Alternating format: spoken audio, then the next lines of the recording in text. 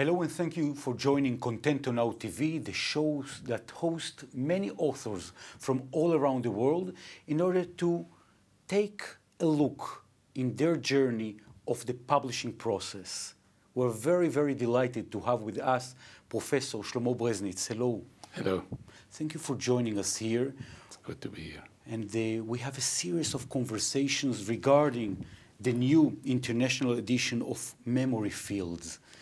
And when you're talking with readers, with students, with people that got engaged to this book, and they're asking if you could share a second memory, a second step in this memory field, what memory would it be? Well, what comes to mind is Christmas Eve, Wow. 1944. Although we know in retrospect that it was very close to winning the war against the Nazis, we didn't know that. It was one of the coldest winters in Europe. And I was hiding with my sister in an orphanage in a small town in Slovakia. The age? It was between 8 and 9. I was 8 at the time. And we were separated, the boys and girls. We were not allowed to be together. Yes. But we were told that on Christmas Eve, all the children, all the orphans would be allowed to stay together in the same room. So I was very happy because I knew I would be able to see my sister, who was older, 4 years older than me.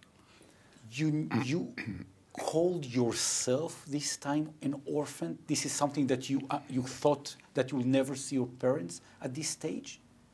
Yes, definitely. I mean, there was hope always there, but no, not a word from anyone, and it was many months already. And the war was, and we knew, even though I was very, very small, we knew exactly what Auschwitz means.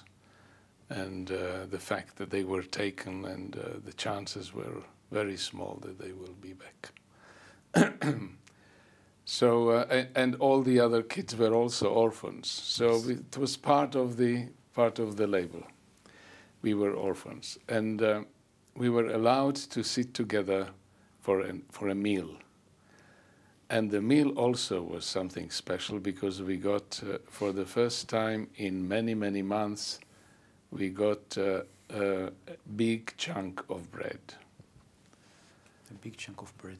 Yes, and there were other things too, but those were meaningless. I mean, once you had a big chunk of bread, you were happy already. And we were sitting there, boys separately and girls, but I could see my sister, and singing all kinds of songs for Christmas, Catholic Christian songs. And then suddenly the door opens and enters the Mother Superior, the head of the orphanage,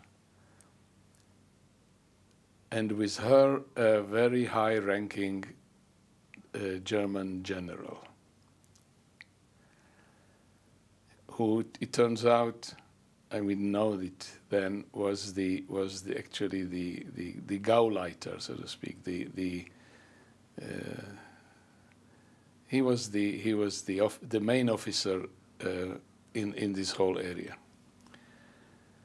and they sat at a table, a separate table, and then the sister stood up and said that we have a very important guest, and he has a wish, and his wish is if somebody can sing for him the main song, you know, Silent Night, in German. Wow. And then my sister made a big mistake. And she raised her hand and she said, I know it. Wow. And then I immediately joined her, and it was an opportunity for us to hold hands. And we knew it we knew the song from before in German, because in Jewish households, German was very, very well known at that time. A legit language. But only in Jewish households, and that was the great mistake. And you understood at this stage that it was a mistake? No, not at this stage, but shortly afterwards. We started to sing. We stood just opposite, like you were the officer, and here we are, two kids, and we sang it. Very close. Very close.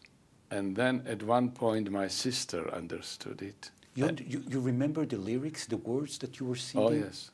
Could you please? Stille Nacht, heilige Nacht. And alles steht. I remember the words.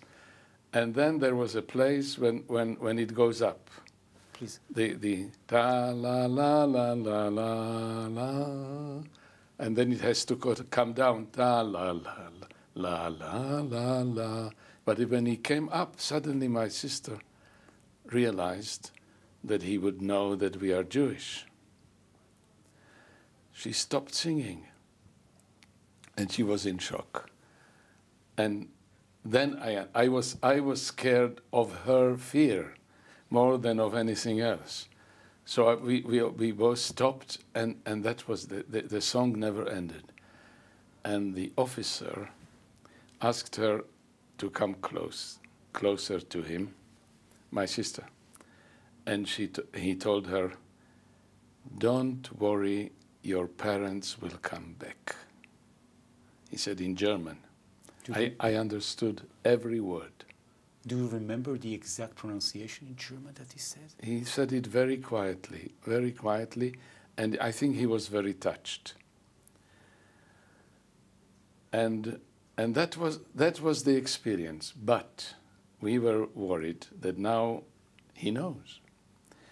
And who knows, maybe, on Christmas Eve, he acts one way, but next morning he may act a totally different way. So we were under constant terror. We knew that the general who is running the city knows that we are there. But it didn't happen. He never sent people to pick us up. And did you meet him again? No, Never came back. Never met him again.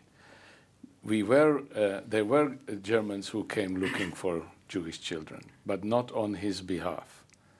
Gestapo mostly, and SS. They came with hounds, smelling and looking for Jewish children, but we were lucky. We were lucky. But I will never forget, and every Christmas, whenever there is Christmas, and whenever I hear the song, because you hear it every year and everywhere, I'm back to the orphanage with my sister singing for the German officer. It's a story that maybe reveals the value of enormous courage that was needed then from you to overcome the knowledge that he knows that you are Jewish for so many years. Well, the thing is, I don't think it was courage, because there was no alternative. I mean, we just knew that he knows, and we were very, very scared all the time, and always thinking. I mean, we couldn't communicate, the two of us. But then after the war, we often talked about it, that every day we were waiting, when will they come to pick us up? I thought about courage because you were so frightened, yet every day you had to overcome this fright. Yeah, no other chance, but yet it's part of the things. That's right. I want to thank you so much for this second step, second memory in the memory fields. And if you have any remarks, any reviews, any feedbacks regarding the new edition of the International Book of Professor Shlomo Breznitz. Please don't hesitate. In the variety of the social networks, you are kindly invited, also in our website. I want to thank you so much. My pleasure. And I want to thank you so much for joining Contento Now TV.